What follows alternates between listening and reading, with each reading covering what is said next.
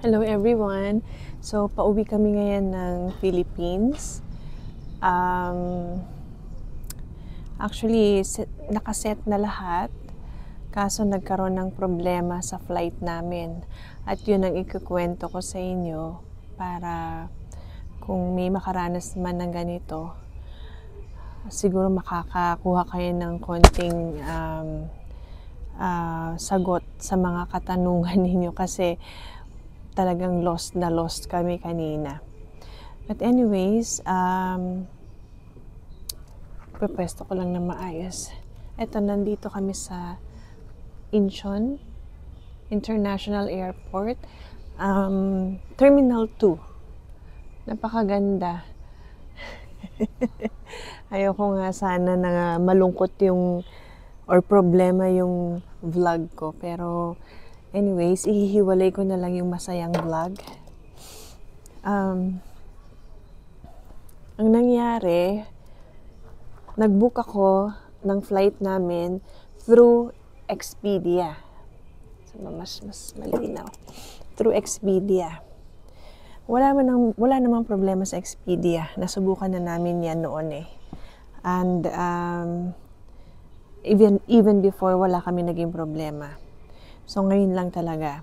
So, ngayon, ang nangyari, ang flight namin is 12 noon.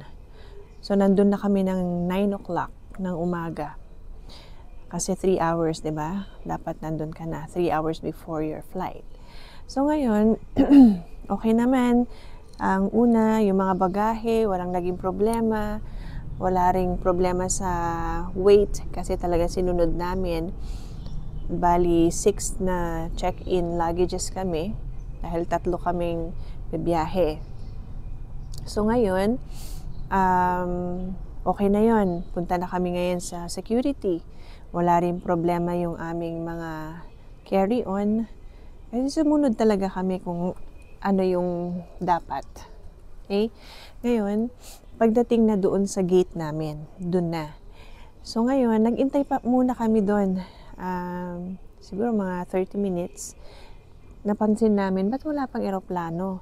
Tapos, may na-receive kaming, ako, specifically, na notification na dahil sa navigation issues, sila yung namamahala sa air traffic sa Vancouver. Dahil doon, ma-delay ang aming flight for 2 hours. So ngayon, tinanong ko na, pumunta ako dun sa yung parang agent doon ng WestJet na nagbibigay ng boarding pass. So tinanong ko, and then sabi ko, ang flight namin is 12, tapos papuntang Vancouver. And then sa Vancouver, we have 1.5 hour layover bago yung aming connecting flight to Incheon, Korea. So, papaano yun kung delayed ng 2 hours, hindi kami aabot, sabi ko dun sa flight namin going to Korea. So, ngayon, chinek niya, sabi niya, medyo matagal ha, hanap-hanap, and then sabi niya, I can book you on a direct flight from Calgary to Incheon with WestJet. Sabi niya, i-change na lang daw niya. Kaya lang, ano pa yun, 3:50 pa in the afternoon. So, ito nangyayari ito mga bandang siguro mga 10:30 na ng umaga. So, ganun, sabi niya, 3:50 pa daw. Kami naman, well, okay lang, as long as aabutan namin yung last flight namin, yung connecting flight namin from Incheon going to Manila. Tapos, sabi niya, nandun pa naman yung flight ninyo. Nandun pa sa system nila. So, okay, sige, okay na, kunin namin yan. So, nilipat niya kami. Thankful pa nga kami kasi straight flight pa naman. Straight flight, wala nang lipat-lipat. So anyways, ngayon, pagdating na namin dito sa Incheon, on time siya. Dumating kami sa Incheon, punta kami sa gate namin, and then doon na nalaman yung problema. So, ngayon, hindi kami nakabook. Ang explanation nung crew or nung agent ng Korean Air, binook off kami dahil no show.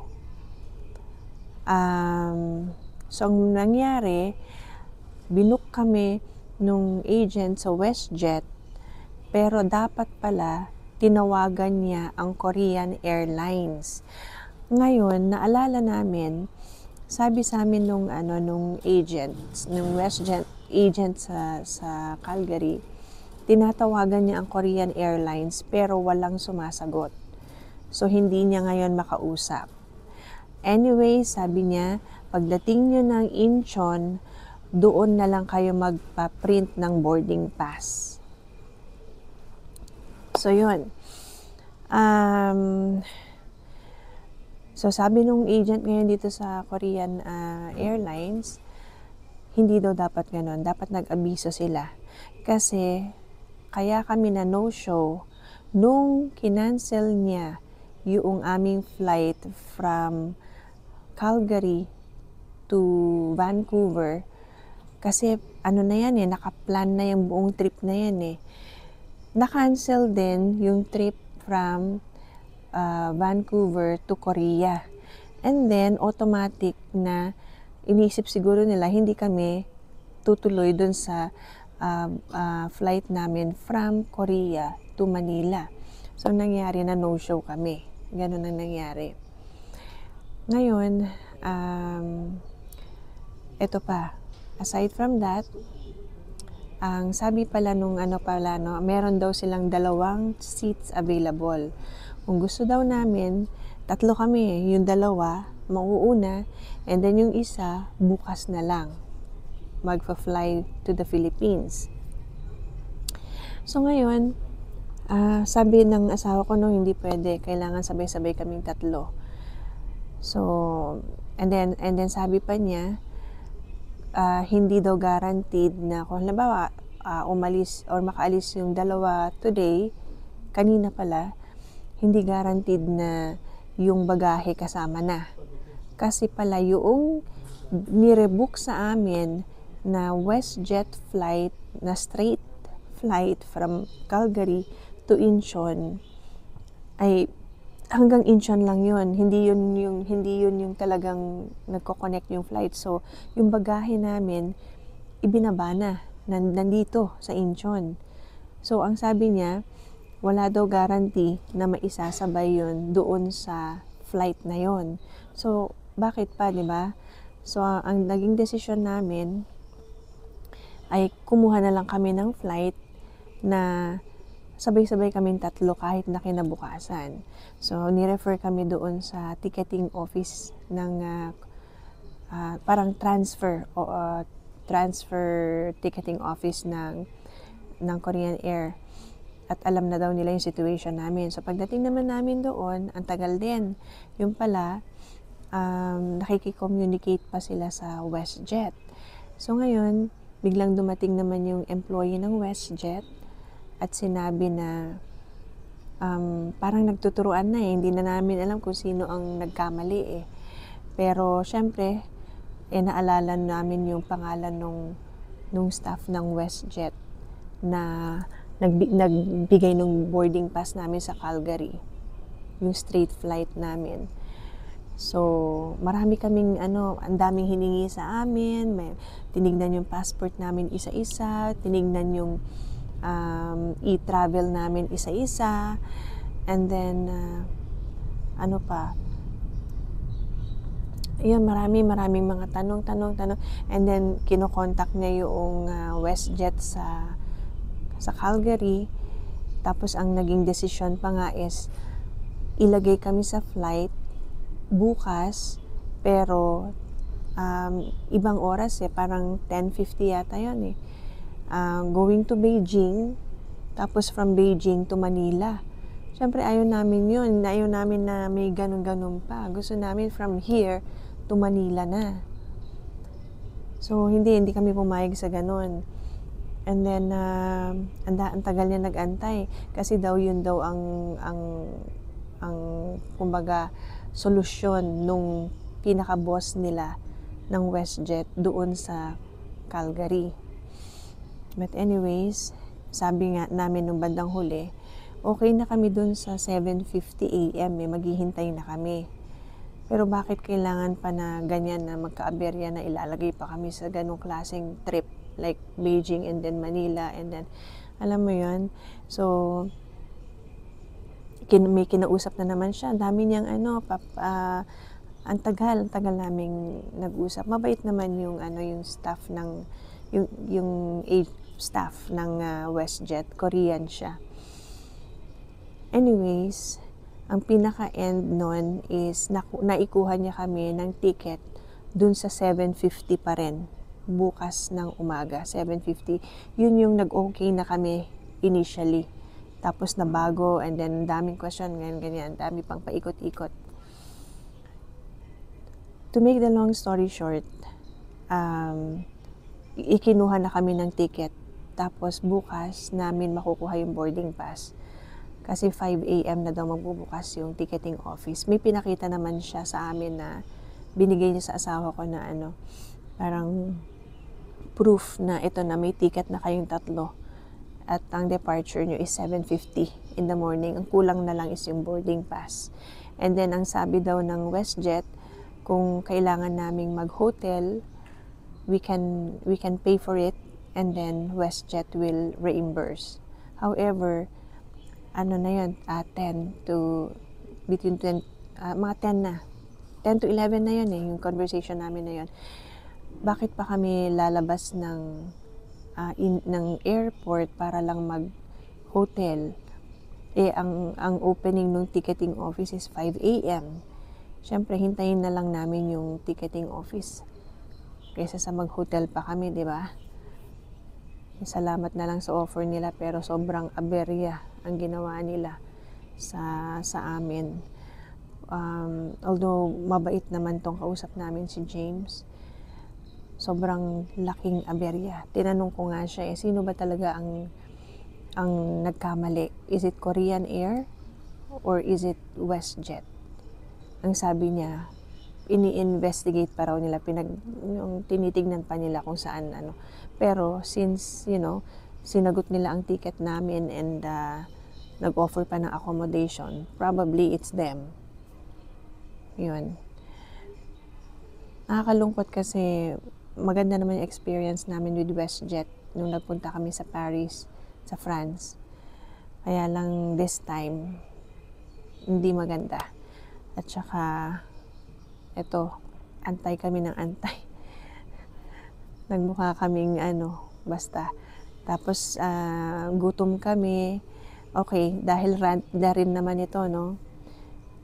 Mama, i-include ko dito sa bandang huli kung ano yung mga kinain namin dun sa straight flight na yon ng WestJet.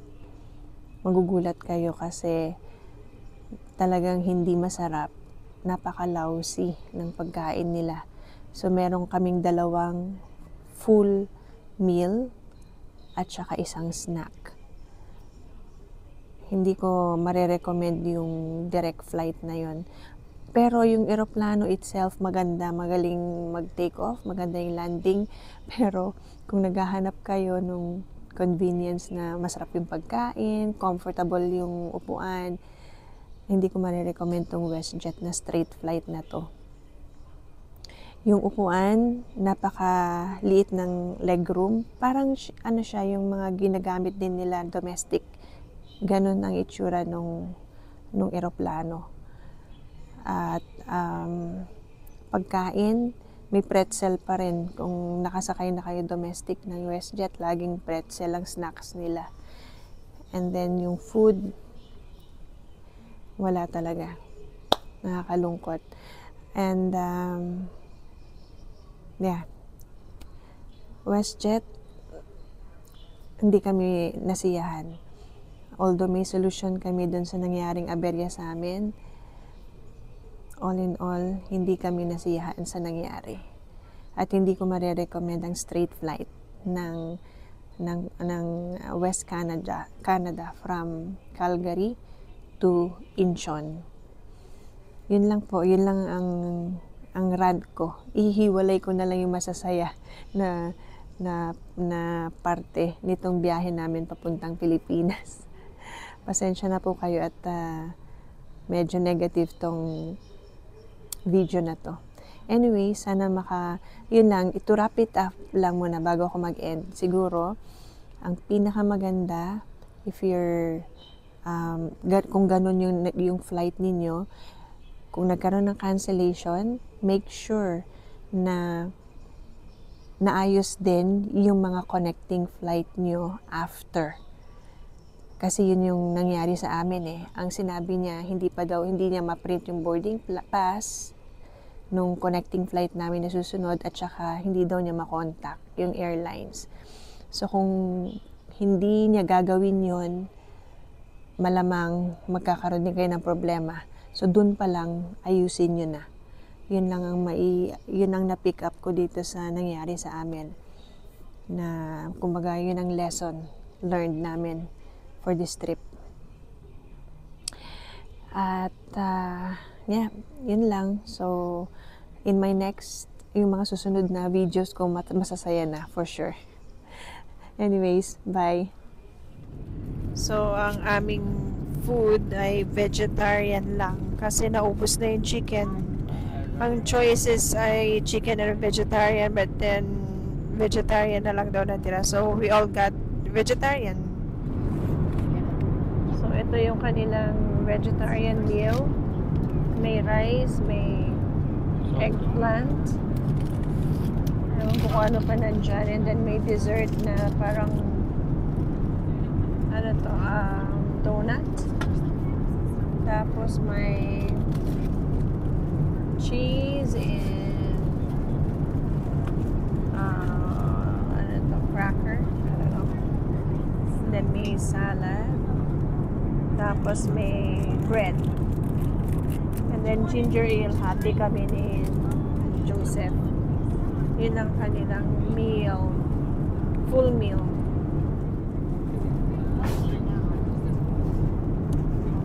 So, ano ba ang verdict dun sa pagkain? Sa totoo lang, pinaka-lousy na nakain ko sa isang airline.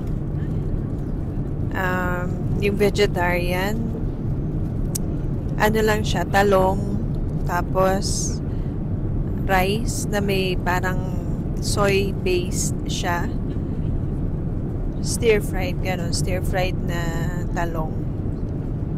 Ang na-enjoy lang namin mag-asawa ay yung tawag doon, salad. Tapos yung bread, hindi ko rin naubos, hindi ko gusto. Tapos yung cracker, okay lang. Pag nilagyan mo ng cheese, masarap. Yeah. Hindi ko na-expect na ganun ang aming supper or dinner. Hindi ko na-enjoy. Unfortunately.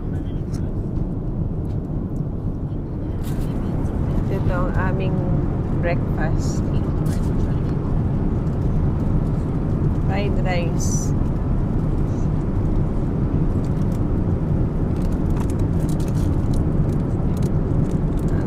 Nalalagyan ng toyo. Tapos ako nasa preso. cookie.